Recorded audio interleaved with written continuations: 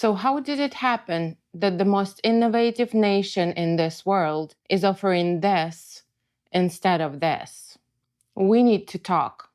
Don't worry, I'm not gonna tell you to burn down all of your Baltic birch. First, I'm gonna tell you my story and what I learned from my family and friends. Then we will talk about Baltic birch and where our money is going. Then we will discuss options and what we can do. Also, there will be a special message for the influencers. I moved to America a long time ago, and I remember back then having to explain to so many people that I am Ukrainian and not Russian. Financially, we felt much more comfortable in Ukraine than we feel right now in the United States. Everything is just so expensive here. Reason to move was political. Yeah, I know, but hear me out. I remember growing up, we always had holidays and birthdays full of people in the house. There was a time dedicated to conversations about history and politics, and it wasn't considered something bad. Actually, the opposite. Many families intentionally exposed their kids to these conversations so that they could learn to think and analyze information. This is also when I learned how my grandparents from eastern part of Ukraine survived under the communists. You would never hear these stories from Soviet books and Russian media. My grandpa used to say, "We succeed despite and not thanks to them," meaning governments in general. We always had this sense of unity. This is us and this is them. These times were gone after the Orange Revolution. Instead of having meaningful conversations, people started to fight each other. Back then, we were excited to bring so much needed change for our country and finally live a better life and have more possibilities for us and future generations. We didn't want to be embarrassed for our own country and have a president who could barely talk. We didn't want Russian corruption rules in our business, so we chose a pro-Western candidate. After people won, shit started hitting the fan on a regular basis. Media was full of pro-Russian opinions and dirt, and some of our friends started to turn towards pro-Russian party. We also found that our presidents, while hating each other in public, actually had a couple of lucrative deals behind the scenes. Our pink glasses were broken. We realized that all of them are like that, and there is no reason to fight over them or even vote. So we decided to move. It took us 2 years to get working visa approved. In winter 2014, we realized that we gave up too soon, and so many people still didn't. Of course, we couldn't imagine that one day my family will wake up from the sounds of explosion. Don't give up on your own country. It might be too late one day to change things. Within the first hour of war, my mom makes the hardest decision in her life: to let my 17-year-old sister go with her boyfriend and his family outside the city. Kharkiv is very close to the border, and nobody could predict what can happen. Mom and Grandma decided to stay in the city and go to the subway shelter near the house. I was terrified.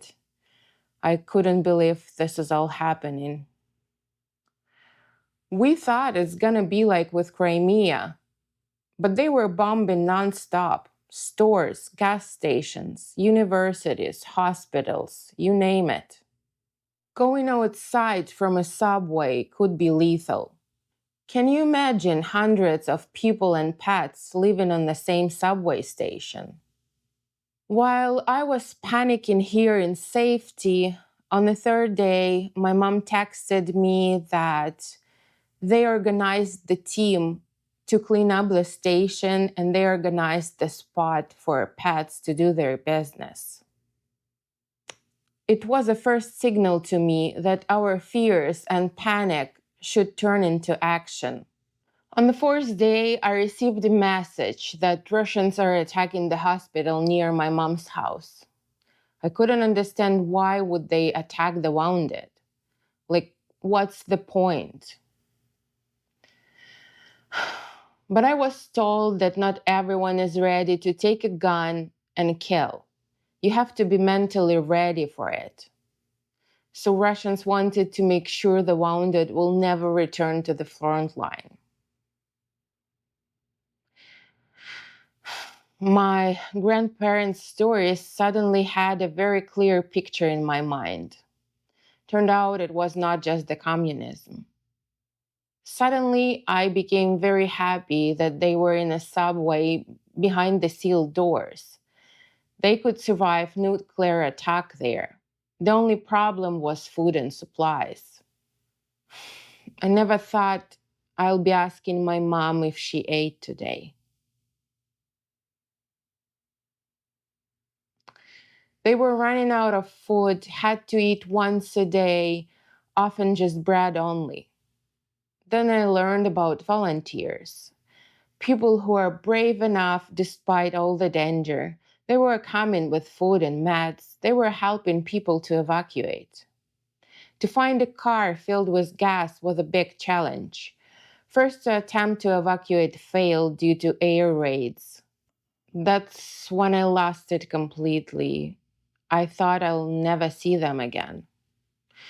By the time the third attempt worked, people in the subway were already talking about continuing education for their kids online. And kids graduated that year with a small delay and a very devastating prom. Honestly, I was not a believer. I thought Ukraine will fall, but I changed my mind. The way how I treat information is very different now. For example, this is my mom's rental. The way how I think about it is simply some idiots spent millions of dollars to hit another university nearby and took my mom's windows out. It needed renovation anyways, so we will figure it out. For now, it's out of business.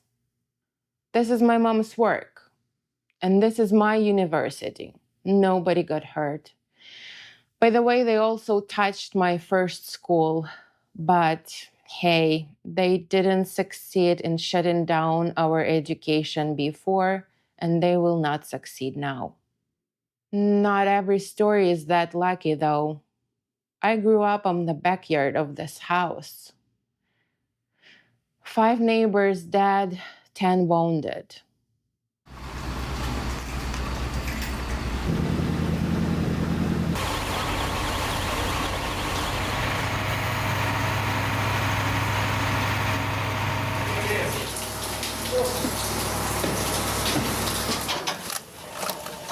Сережа, аккуратно!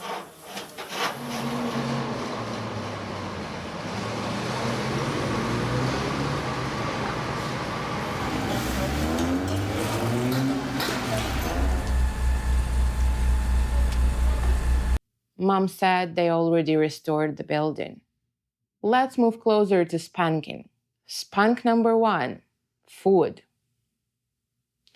Ukraine is the most mined country in this world, and yet our farmers somehow find a way to keep up with the grain deal. You think you have a hard job? Think again. European countries are not interested in Ukrainian grains and prefer to protect their farmers. I turn around and here we are whining how everyone's gonna starve without Russian fertilizer. And we bought 2 billions worth of it. Wake up, people. Google the list of countries importing fertilizer. Make some calls. Is it so much harder than pulling out that shit from your fields? Spunk number 2, energy. Ukraine, country who is fighting for its existence, is offering to supply their electricity to Europe. The Europe that was supposed to freeze to death. For that, we get our infrastructure bombed. My in-laws survived this winter with just 2 hours of power per day. Have you ever wondered how Ukrainian hospital and ICU units operate under these conditions? Generators have their own limitations. If you have a clear sky over your head, there's nothing that is stopping you from problem solving. Spank number 3, Baltic Birch, mostly Russian bloody birch. Unlike Europe, US never imposed sanctions. It is sold absolutely everywhere, including Walmart and Amazon. We probably had only 2 months of shortages. So if you see someone pretending that it is hard to get, it's just acting. Biggest online stores sell it and hide in the source, even though, according to Lacey Act, they know where it is coming from. Sustainability of Russian birch is questionable. I mean, they will put on paper everything you want to see. Russia is working hard on hiding their business with help of countries like China. You could say, but these people has nothing to do with the war. They just want to feed their families, right? Well, good Russian will never tell you to invest into their economy during the war because they know exactly how it works. And they are embarrassed, as they should be. It's not just taxes you're generating for them. Average Russian salary is about $500 per month. So where all the money going? Two oligarchs own this business in Russia and they get majority of the money. So who are they? Nice people who have nothing to do with this war? So they say. One is busy with spreading Russian brainwash. It is a very important part of this war because you can't just make people hate enough to kill.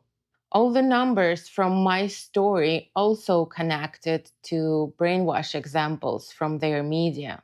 Another one is also busy with supplying drones that are lethal for my people. So are you sure that we, community of makers, want to whine about Baltic Birch and how we can't get it? Maybe it's time to think what we could do instead. How about making our own even better?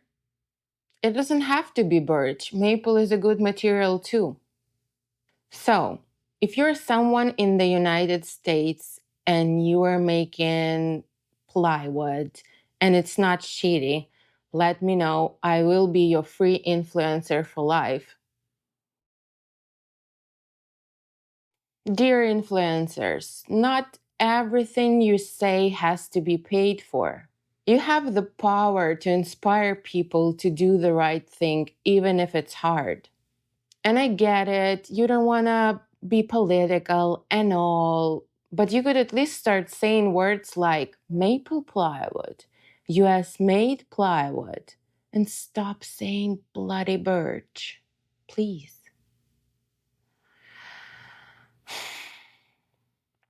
Hiding the source.